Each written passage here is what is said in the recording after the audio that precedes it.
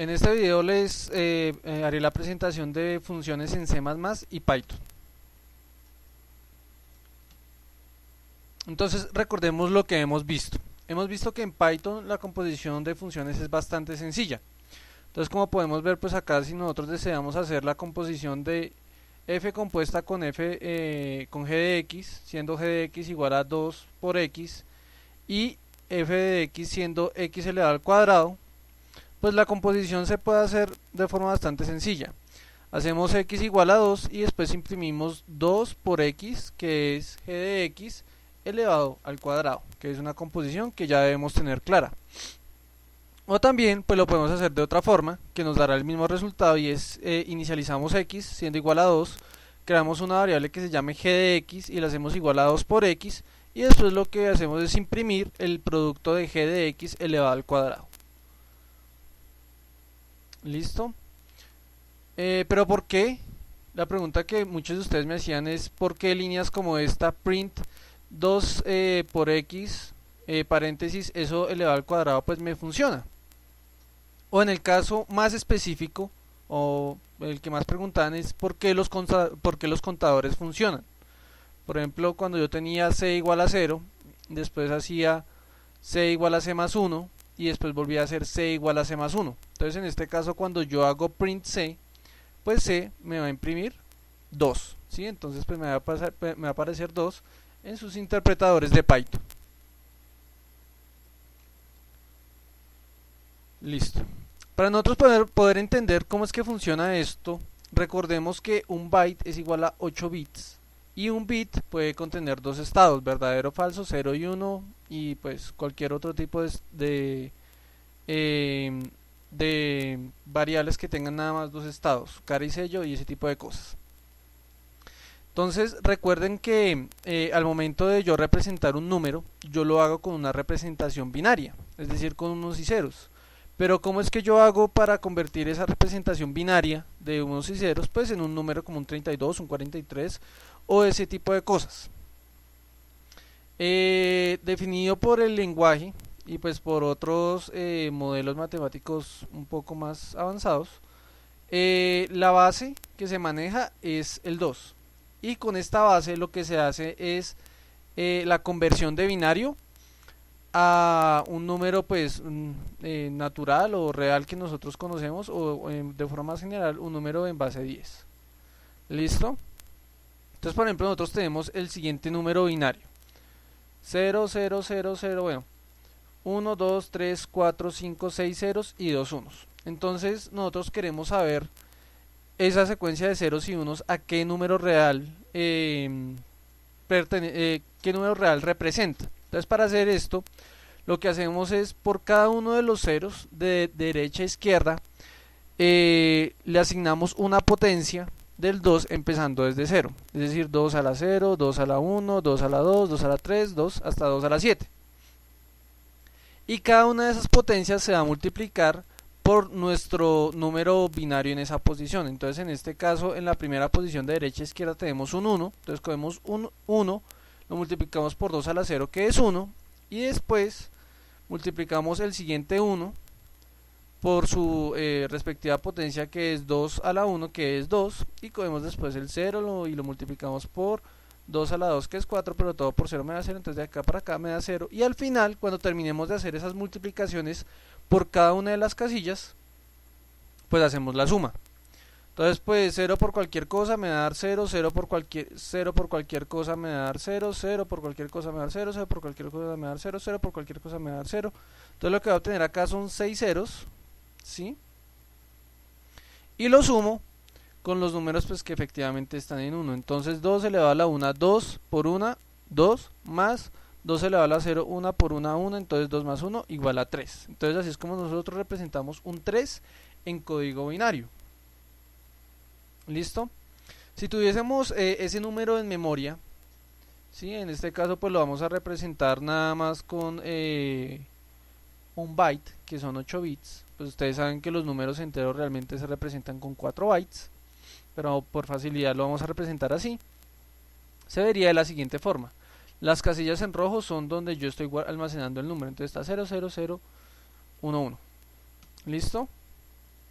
Y si nosotros deseáramos hacer la operación 2 más 3 en memoria en bits, con enteros de 1 byte, pues la memoria se vería de la siguiente forma.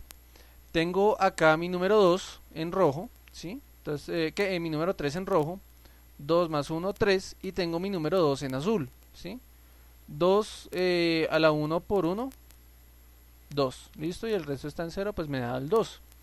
Y para sumarlo, pues hago la respectiva suma binaria, pues que alguno de ustedes puede mirar en internet, pero lo que hago es que yo llevo un carry, o en términos más claros en español sería,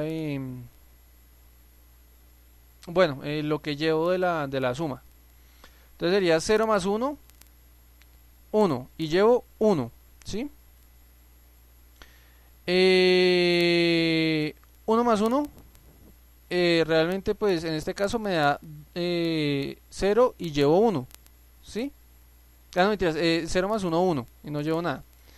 1 más 1, 0, y llevo un carry. Es decir que cada vez que yo sumo 1 y 1, se me va un carry para el siguiente número binario.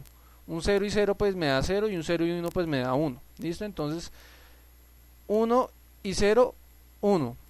1 y 1, 0, y me llevo un carry que voy a colocar en el siguiente 0. ¿Listo? Y pues si nosotros tenemos más números así.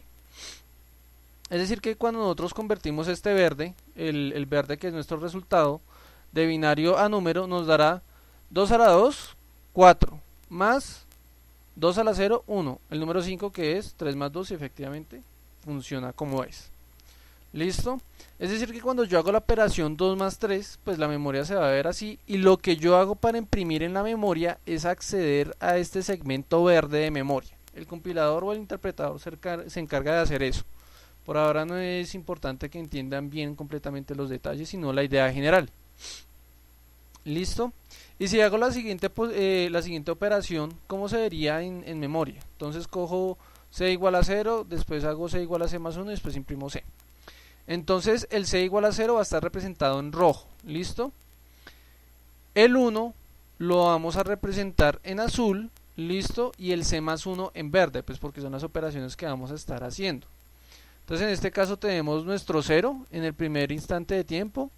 Inicializamos o creamos en memoria el 1, y pues el C lo dejamos en ahí, el C de resultado lo dejamos en 0, pues porque todavía no lo hemos asignado. ¿Listo? En el siguiente instante de tiempo, que es esta segunda casilla, lo que vamos a hacer es sumar el C y el 1, ¿listo? El rojo y el azul, y lo vamos a almacenar en el verde. Entonces pues ahí podemos ver que nos da 1 en binario. ¿Listo?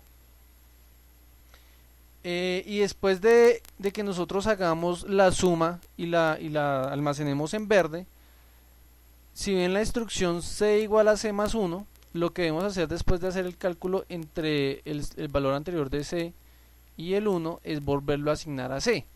Es decir que debemos coger esta casilla verde en el tercer instante de tiempo, acá, debemos tomar esta casilla verde y asignarle ese valor a la memoria del C. Es decir, pasamos el valor que está en color verde y lo copiamos a las casillas que están en color rojo.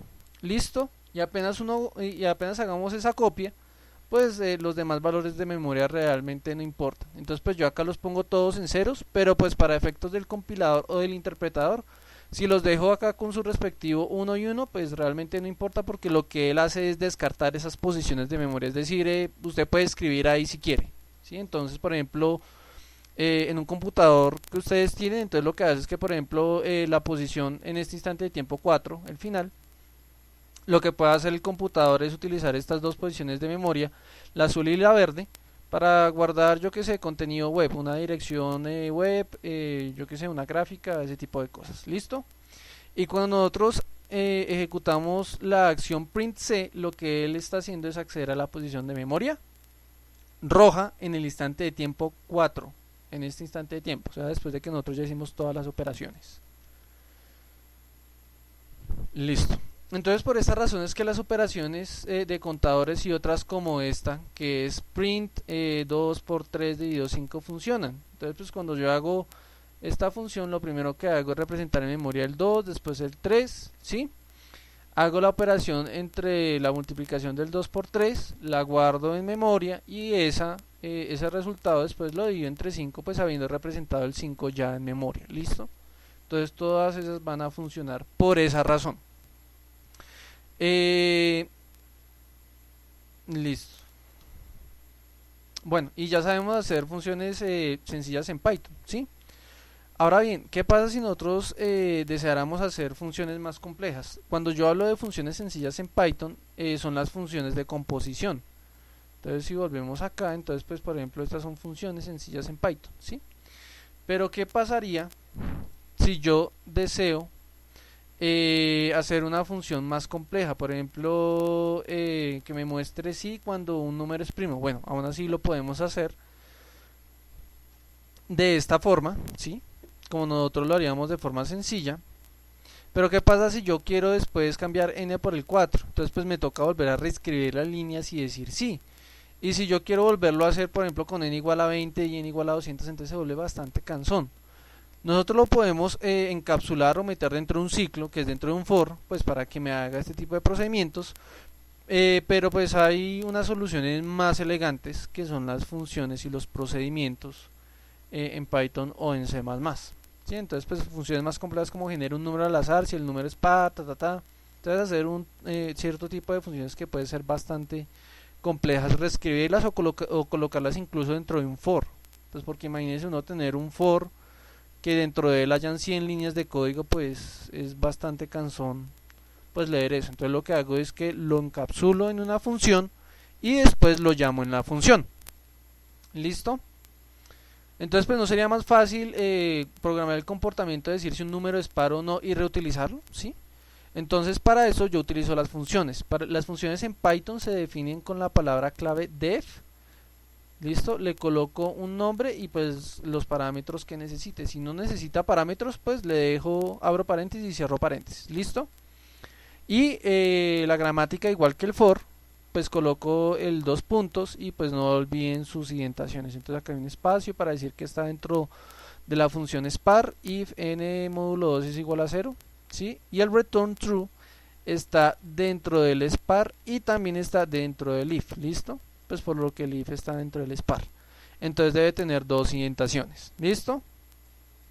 Y cuando yo la quiero utilizar, pues yo digo n igual a 3 y if, llamo la función spar, entonces imprímame sí, si no, pues imprímame no.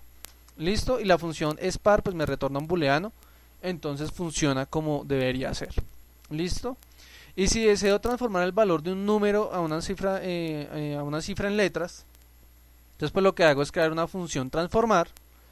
Listo, le paso el parámetro n, le coloco la palabra clave def para decirle que es una función y defino su comportamiento. Si n es igual a 2, pues retórneme 2, si n es igual a 5, retórneme 5 y así sucesivamente, pues hasta que cumpla todos los parámetros que ustedes desean, es decir, que vaya del 0 al 10 o del 0 al 100 o así sucesivamente. ¿Listo? Bueno, pero pues hay una diferenciación entre de las funciones en los lenguajes de programación. Esta diferenciación es entre las llamadas functions o funciones traducidas al español y los procedimientos o void que también se pueden considerar funciones de forma general. Entonces la única diferencia es realmente a nivel de programación. La diferencia es la siguiente: las functions, listo, que las functions tienen un return dentro de ellas, listo, y los void o los procedimientos no tienen la palabra clave return dentro de ellas, listo. Eso quiere decir que en Python, para yo diferenciar una función de un void, tengo que mirar si tiene return o no tiene return, listo. En lenguajes más estrictos como C++, debo utilizar ciertas palabras claves para identificar de forma más clara cuáles funcionan y cuáles no. Ya lo vamos a ver más adelante. Entonces acá tenemos unos ejemplos. Entonces empecemos por Python. ¿Listo? Entonces acá tenemos un ejemplo de function. ¿Listo? Entonces tenemos el main, n igual a 3, y lo que vamos a hacer es llamar la función transformar, que me retorna un valor, en este caso una cadena de caracteres. ¿Listo? Entonces si n es igual a 2, retórneme 2, si n es igual a 3, retórneme 3, y pues si no, retórneme no sé. ¿Listo? Entonces en este caso, la función transformar es un ejemplo de function. listo, porque tiene la palabra return, listo. Y acá tenemos un ejemplo de procedimiento o de void en Python, listo. La diferencia que ustedes deben notar es que yo acá no tengo un return, listo. Entonces pues la diferencia en un lenguaje como Python entre functions y voids, o funciones y procedimientos, pues es bastante complicada de dar, pues ya que dependemos de una sola palabra clave, listo. Pero entonces pues acá yo defino el main y la puedo utilizar de forma sencilla, listo. Bueno, y ahora en C++, en C++ las funciones se pueden identificar de forma más sencilla por lo siguiente. Antes de yo dar el nombre de la función, yo digo el tipo de dato que me va a retornar la función o la function, listo. Entonces en este caso sumar me va a retornar un entero que va a recibir estos parámetros y pues va a retornar x más y, listo. Y pues esto que es simplemente pues ya creo el main, creo las variables, pues que ustedes ya lo saben, ya lo comprobaron en el primer parcial y pues ya con la primera entrega de sus proyectos ya lo deben tener claro, listo. Y para los procedimientos, pues la única diferencia es que yo tengo acá la palabra clave void. La palabra clave void quiere decir que yo no voy a retornar nada en C++, ¿sí? Yo lo voy a decir, yo no voy a retornar ningún tipo de dato, ¿listo? Y pues le doy los nombres, los parámetros y dentro coloco las actividades que quiera hacer, ¿listo? Entonces pues yo tengo acá el int main, defino las variables, le envío el parámetro y pues hago uso del procedimiento. Muy sencillo, ¿listo? Entonces eso es todo de funciones y procedimientos.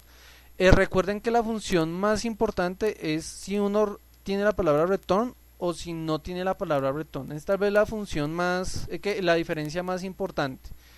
Cuando utilizar una o cuando utilizar la otra, eso ya es completamente del programador y pues durante el desarrollo o lo que queda del curso, pues ustedes aprenderán cuándo utilizar una o cuándo utilizar otra. Muchas gracias por su atención, eso es todo.